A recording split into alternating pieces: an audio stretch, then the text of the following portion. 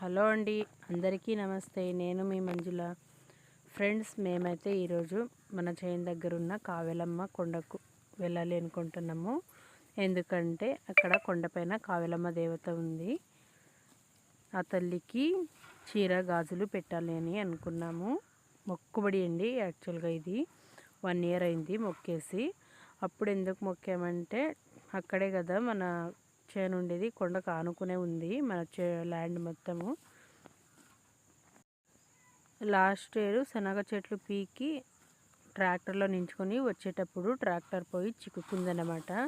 పొద్దున్న 12 గంటల నుంచి మధ్యాహ్నం 3 గంటల వరకు ప్రయత్నించినా రాలేదు. అందుకే అప్పుడు మొక్కున్నాను అనమాట. తల్లి ఎటువంటి ఆటంకం లేకుండా, ఎవరికి ఏమీ కాకుండా ట్రాక్టర్ బయటకు వచ్చేస్తే నీకు వచ్చి చీర గజులు పెట్టేసుకుపోతామమ్మా అని అయితే మొక్కుకున్నాము. మొక్కున్నట్లుగానే ఒక అరగంటకే ట్రాక్టర్ అయితే బయటకు వచ్చేసింది, ఎటువంటి ఇబ్బంది లేకుండా. మళ్ళీ అలా వచ్చిన నెల రోజులకే నాకు సర్జరీ అయింది కదా, అందుకే ఎప్పుడైతే ఇవ్వలేకపోయాము. ఇంక ఇప్పుడు ఇద్దామని అయితే అనుకున్నాము. కార్తీక మాసంలోనే ఇవ్వాలి అని అనుకున్నాము. అప్పుడే తెచ్చుకున్నాము చీర గాజులన్నీ. నాకైతే ఇబ్బంది వచ్చింది, అందుకనేసి మానుకున్నాము. ఇప్పుడైతే ఇద్దామని అయితే అనుకున్నాము.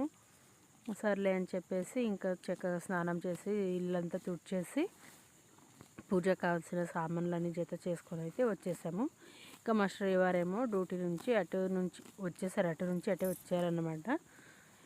పూలు పండ్లు తీసుకొని మేమైతే ఇంట్లో ఉన్నవైతే ఎత్తుకొని వచ్చేసాము. చీర గాజులు, పసుపు కుంకుమ, టెంకాయలు, ఊద్గడ్లు, కొబ్బరి, ఎండు కొబ్బరి, బెల్లము, పసుపు తాడు ఇవన్నీ ఎత్తుకొని వచ్చేసామన్నమాట. నన్నైతే పైకి పిలుచుకుపోతాం రమ్మన్నారు. నేనైతే ఇంటి దగ్గర చెప్పేసాను, పైకి అంటే అసలు నేను రాను, ఎందుకంటే నేను ఎక్కలేను.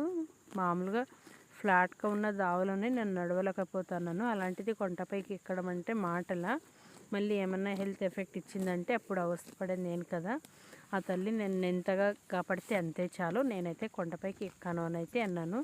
సర్లే కిందే కూర్చుందువు, మేము ఎక్కుతామని అయితే అన్నారు. ఇంకా వచ్చేసి ఇక్కడ నేను వచ్చేసాము కదా, కింద కూర్చున్నాను నేను. వాళ్ళైతే కొండ ఎక్కేసి వెళ్ళిపోయారు. వాళ్ళు వచ్చేంత వరకు నేను కిందే కూర్చున్నాను. వాళ్ళు వచ్చిన తర్వాత అందరూ ప్రసాదం కూడా తినేసామండి. ఇదండి, ఈ ప్రసాదం తినేసి ఇంటికైతే వచ్చేసాము. ఇదండి నా వీడియో. మీకు ఎలా అనిపించిందో కామెంట్లో చెప్పండి. ఓకే అండి, bye bye. Like and subscribe.